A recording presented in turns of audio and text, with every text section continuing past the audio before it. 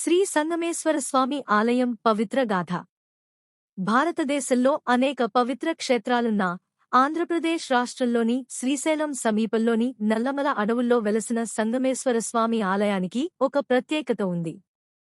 ఇది నదుల సంగమానికి సమీపంలో ఉన్నదని సంగమేశ్వరము అని పేరుపడింది. ఈ ఆలయం నదులైన కృష్ణ, భవాని, బుగ్గవతి మరియు ముందుగా దానిలో కలిసే 5 నదులు, అవి వేణి, తుంగ, భద్ర, భీమరతి మరియు మలపహరిణి నదుల సంగమంలో ఉండడం వల్ల ఇది త్రివేణి సంగమము గా కూడా పిలవబడుతుంది. ఈ స్థలాన్ని దేవతలు స్వయంగా పూజించిన ఘనత ఉంది. ఆలయ పూర్వకథనం. పూర్వం ఈ ప్రాంతంలో దక్షయజ్ఞం జరిగిందని, ఆ సమయంలో దక్షుడు సతీదేవిని అవమానించడంతో ఆమె యజ్ఞ వాటికలో పడి మరణించిందని స్థల పురాణం చెబుతోంది. సతీదేవి శరీర నివృత్తి జరిగిన ప్రాంతం కాబట్టి నివృత్తి సంగమేశ్వరాలయంగా ప్రసిద్ధికెక్కింది. పాండవుల వనవాసం సమయంలో ధర్మరాజు ఇక్కడ శివలింగాన్ని ప్రతిష్ఠించాలని నిర్ణయించాడు. ఆయన ఆదేశంతో శివలింగం తీసుకురావడానికి కాశీకి వెళ్లిన భీముడు ప్రతిష్ఠ సమయానికి రాలేదు. ఋషుల సూచన మేరకు వేపమొద్దుని శివలింగంగా మలిచి ప్రతిష్ఠించి పూజలు చేశాడు ధర్మరాజు. దీంతో ఆగ్రహం చెందిన భీముడు తాను తెచ్చిన శివలింగాన్ని నదిలో విసిరేశాడు. భీముడిని శాంతింపజేయడానికి అతను తెచ్చిన శివలింగాన్ని నదీ తీరంలోనే ప్రతిష్ఠించి భీమలింగంగా దానికి పేరు పెట్టాడు. భక్తులు భీమేశ్వరుణ్ణి దర్శించుకున్న తర్వాతే సంగమేశ్వరుణ్ణి దర్శించుకోవాలని సూచించినట్లు స్థల పురాణం చెప్తోంది. ఒకప్పుడు ఒక వెలుగు వెలిగిన ఆలయం క్రమంగా శిథిలమైపోయింది.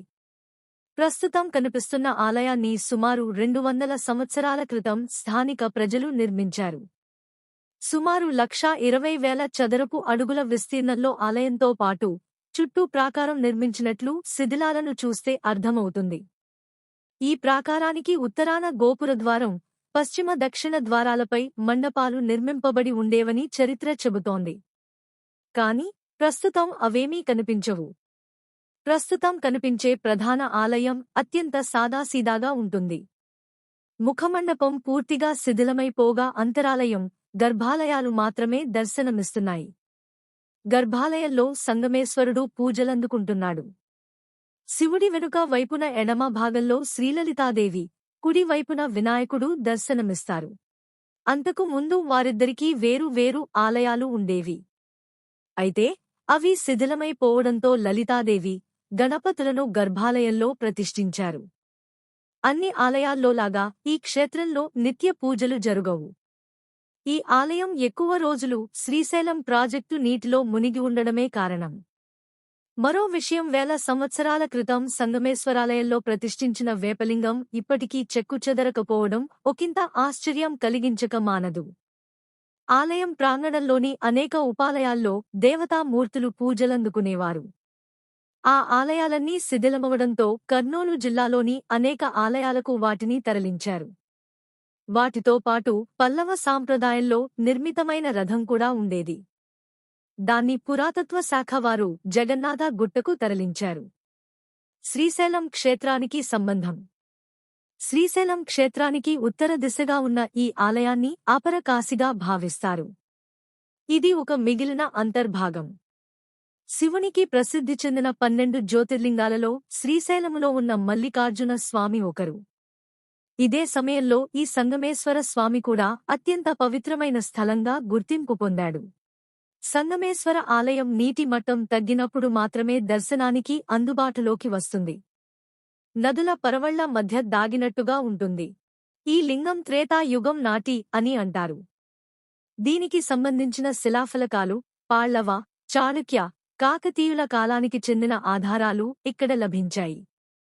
వాడే శిల్పకళ, వాస్తుశాస్త్రం ఎంతో విశిష్టంగా ఉంటుంది. ఈ ఆలయం పూర్తిగా నది నీటిలో మునిగిపోయే అవకాశం ఉండడం వల్ల ఇది కొన్ని నెలలపాటు మాత్రమే దర్శనానికి అందుబాటులో ఉంటుంది. భక్తుల విశ్వాసం. ఈ ఆలయంలో దైవ దర్శనం కలిగితే శివభక్తులకు పునర్జన్మ ఉండదని నమ్మకం.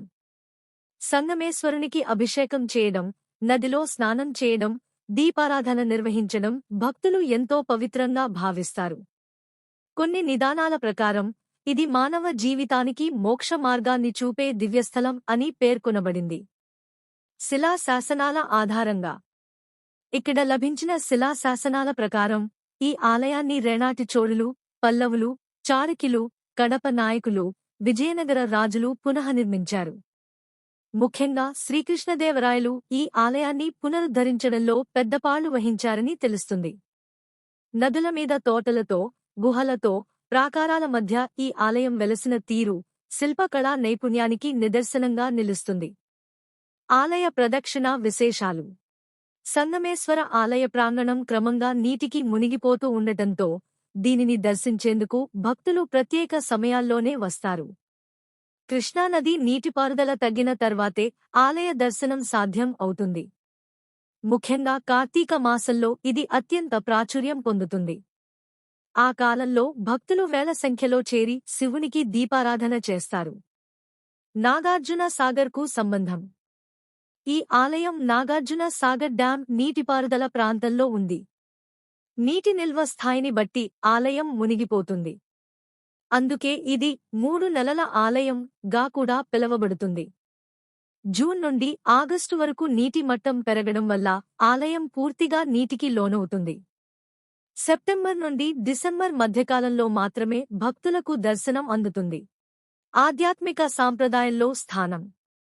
సంగమేశ్వరాలయం కేవలం దేవాలయం మాత్రమే కాదు, అది ఒక ఆధ్యాత్మిక మార్గం.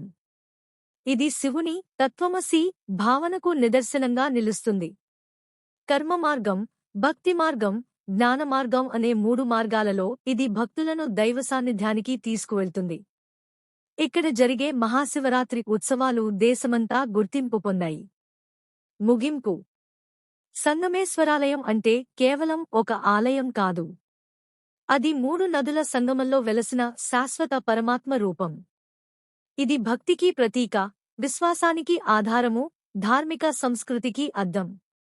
ఈ ఆలయానికి రావడం అంటే శివుని కృపకు అర్హతను పొందడం. నీటిలో మునిగిపోయిన ఆలయాన్ని దర్శించడానికి చేసే ప్రయాణం భక్తుని శరీరాన్నే కాదు, ఆత్మాన్ని పవిత్రం చేస్తుంది. ఈ మాయాజాలంగా మిగిలిన ఆలయం నీటిని విడిచి వెలుగులోకి వచ్చి భక్తుని కళ్లలో కనిపించడమే శివలీలకు నిదర్శనం. మీకు ఈ వీడియో నచ్చితే లైక్ చేయండి, షేర్ చేయండి, సబ్స్క్రైబ్ చేయండి.